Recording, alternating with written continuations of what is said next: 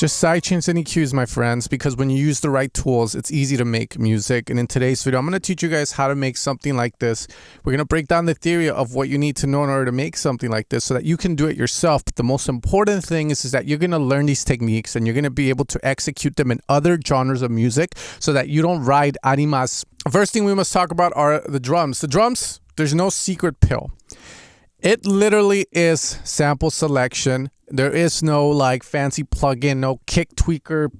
If you find a good company that treats you right, sound designers that treat you right, you will always come out on top. You won't have to do a lot. And the big producers know this. This is why they gatekeep samples. Now, I don't gatekeep. I have my own sound design company. I love sound design and I love creating these things. So you guys hear the difference between pop samples and good samples. So here I have F9 Argon 3K Club Kick. This is going to be a pack from the F9 sample pack company, which I respect. They have a lot of really dope stuff and I always recommend their stuff. They're a little bit more niche. Not a lot of people know of them because they don't do a lot of ads like that, but I like their stuff. They know what they're doing.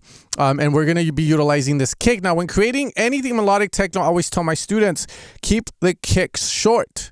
We want Asian kicks. The reason for that is that the sidechain on these rolling bass lines don't have to be as strict. You know, you don't have to cut half the damn rolling bass away. You can have a bit. So again, have a short kick. From there, claps, close hats. These are ones that we have to go on Splice. We have to look through our folders, our sample pack category and find, but there are some things I will guide you towards. First off, you want claps or snare claps that are not 909 or 808 variants, as they're going to sound very corny. You're going to want something strong, usually a very strong noise-based clap, like so. These are going to be a lot more saturated. You're going to find these in electro house packs. You're going to find them in techno packs, but you got to look, and that's the important thing. A lot of production, while we do know techniques, is looking for the sample packs, the companies that you can trust, not any run-of-the-mill ones, because there's a ton right now and you just want to be careful. From there, this is going to be from, I believe, Freshly Squeezed Samples, which is another company I respect heavily as well. From there, the bass. Okay, we're going to be utilizing a bass from Genesis Volume 2 called BA Underprice. The pack should be out at the end of this week, so probably tomorrow night. I'll have a little overview so you guys can check out the sounds. There is no processing. This is how good it sounds together. So people have been asking me what I did to process. Nothing. It's how it sounds good when the person that is programming your sounds knows what they are doing. Bass. By the way, this one that Anima uses is a trance-based one, okay? And I'll give you guys credit. The trance guys like to take credit for Anima's success. We all do it. But we're going to be in G minor for this, but I'm going to switch the key. And we're going to do something a little different with it just so you can see that, hey, the theory is there. You can use it in your own way, but make sure you use it differently. Okay, so we're going to go F minor. Let's just go scale. Just going to have the 16th pattern going like so. Command D to duplicate, as you can see. The shortcut's there if you guys want to check it out. Okay, we're going to do Command A. We're going to shift down. We want to be at around F0. Okay, from here, we're going to grab that offbeat note. So we have the 1, the 1.2. So in between that, we have the 1.1.3, right? The 0.3 is what we want to bring up, like so. And this is going to be the pattern that we have for the higher conscious track that Anima uses. These kind of rolling bass patterns are good for melodic stuff because, again, trance, they're very friendly. They jump at you, obviously, and they're a great way to stay in shape. So we're going to use them like this. From there, we need a progression. Now, Anima decides to do a progression where every 2 bars, it changes. And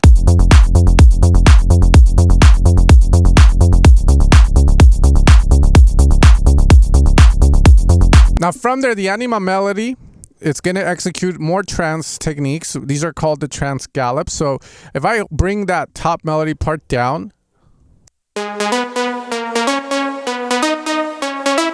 sounds like a very simple melody utilizing the triads. Again, we'll talk about that in a second, but shift up just to make it sound a little more expensive. And that's what Anima is good at. He takes a lot of these techniques that everyone already knows, does something different with them, and now it's something fresh. Sounds so good. Mark Sixma did it first in Big Room Trance. Andrew Rayel, W&W back in the day. He's bringing all that back. I mean, the man has been making music for some time, so some inspiration could be there from that. Cool. So the melody has a symmetry of going up. What that means is do do do do do do do do. And what I'm talking about is not the fact that these go up. I'm talking about the fact that do do do do. Then this goes up higher. This goes up higher. This goes up higher. This is a technique that I like to teach my students to make epic melodies. And what that means is that if we are in F minor and I want to say, hey, make an epic melody, you're like, I don't know what to do. Well, one of the things that we can hear from a lot of famous music from before our time, before even I was alive, is that they like to go up the scale.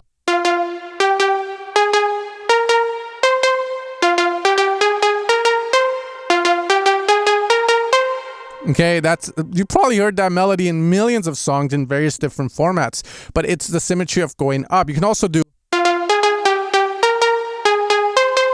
So all we're doing is going up the scale. It's that simple. So the way we know that works to make epic melody. So the way that you do it is what's going to change it from any other melody out there, but the formula is still the same, right? So what I'm going to do is I'm going to go 16th, and I'm going to do that. Do. We're going to lay down the melody first. Now what Anima does, and we're going to use what he does, is that he goes, okay, I'm going to use the root note first of the scale that we are in with the rolling bass. And from there, I'm going to jump. He's going to do the Avicii thing to one of the notes that's part of the chord. So in this scenario, it could be our G sharp, it could be our C, or it could be our D sharp. Okay, so from here, let's try first the G sharp, which is the second note in the triad, which already sounds like Anima. We can also go to the C. I like that more, so we're going to go there. We're going to work our way up. Flat. Okay, can go to the D flat. Sounding a little too epic. Let's see if maybe we can switch this note up to the A flat, and now we can use the C. Let's switch this note up to E flat. I'm too happy. So let's try going down instead to F. Or again, the G. Oh, that sounds good. Now, why does that work? Well, again, there is theory here. Okay. First off, the rhythm, the interpolation that I'm using is very similar to Anima. Okay. So we already know that rhythm is going to sound good. We just got to find the right notes for it.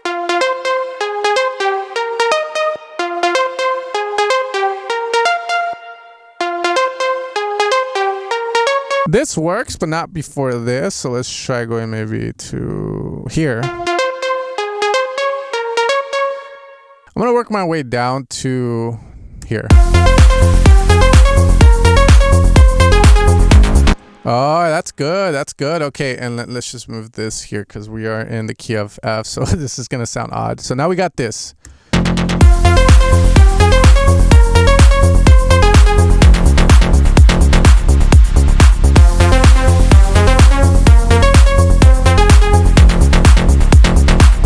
Since I go down a note, I can't use this. Now I have to follow what I did over there. We go to the C sharp. Now we're still following the same formula as Anima, but somewhere in there I said, F it. I am going to do my own thing because I didn't want to sound like him for the tutorial too much. Obviously, I'm doing an interpolation of the rhythm that he is using, but I could change the rhythm up.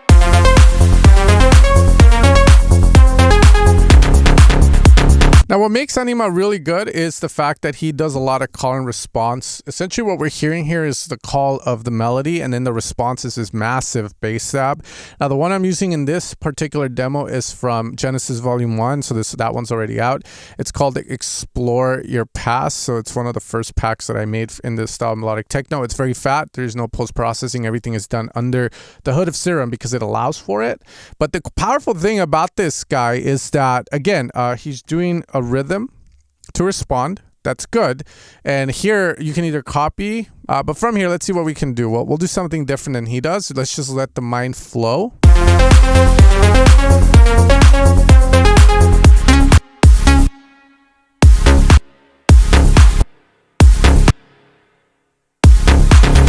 Ratchet sequence here. We're going to hold control. We're going to click 1/32. This is going to open up the ratchet, and from there we're just going to nail it. And then we're just going to add maybe one more here. My mind wants one more.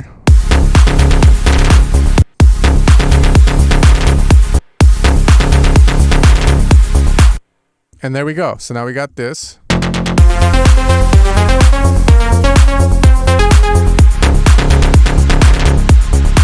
And now, just to kind of teach the response, there's this empty gap here, which if you had a vocal, maybe you could say something there, but we don't. So we have to kind of use the strengths we have, and we know who makes the best sound banks. I'm kidding. So we're going to kind of use the new Genesis pack and probably just find something cool to do with it.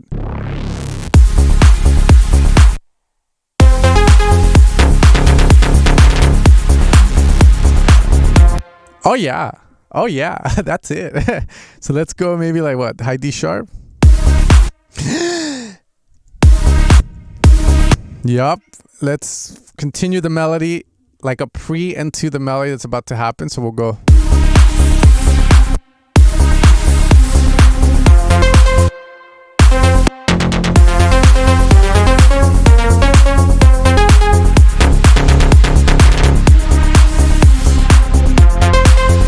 Always add modules. So again, if you want to get fancier, if you're a professional producer and you understand the power of automations, then there is no question here, my friends. We allow flow to happen with the right sounds, right? Everyone's getting ideas right now in their head, and that's how it should be. And we're gonna hit that A. I'm gonna grab, let's try the dystopian one and see what happens. We're just gonna automate to see what happens. Let's go. Okay, is there a more interesting one? Let's try the ear candy one instead. You can add that here.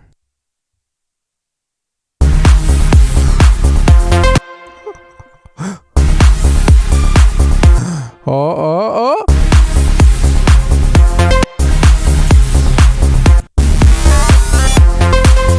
Right, just drown it in reverb. Anything works when it's drowning. Let's go.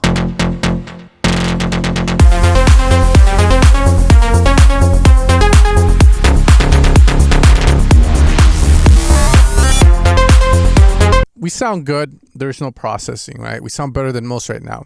Okay. And the reason is that when you have the right tools, when you pick the right sounds, everything comes together in a powerful way. This is why sound design is one of the meccas, I feel like, when it comes to making music. It brings mixing and mastering together, because when you have properly made sounds, the mixing becomes easier. When you have properly made sounds, the ideas flow because you have sounds that inspire, sounds that make you think, what kind of melody can I play? Not what do I have to EQ to get this to sound the way I want it to. I hope there's a couple of snippets in here that become revelations to you guys and lead you down a creative path. If you guys enjoyed the video and you want to support the channel, make sure to head over to evilsounds.com. That is where you're going to find all of my sound design work. My portfolio has been supported by artists like Nicky Romero, A-Lock, Space 92, Hardwell, Mal P, James Hype, A Craze. The list goes on. Deeper's Purpose. I can name more. But the most important thing, it's supported by people like you who help me keep doing what I love, and that is making sounds and helping people, producers like you, make the music they want without limitations. If you guys want to continue your knowledge forward, I did make this video on how to make melodic rolling bass patterns. We're going to get more in depth into rolling bass patterns, different kinds that you can do. There's also going to be a part 2 to that video, so make sure to be on the lookout for that. And other than that, you guys have a great rest of your day.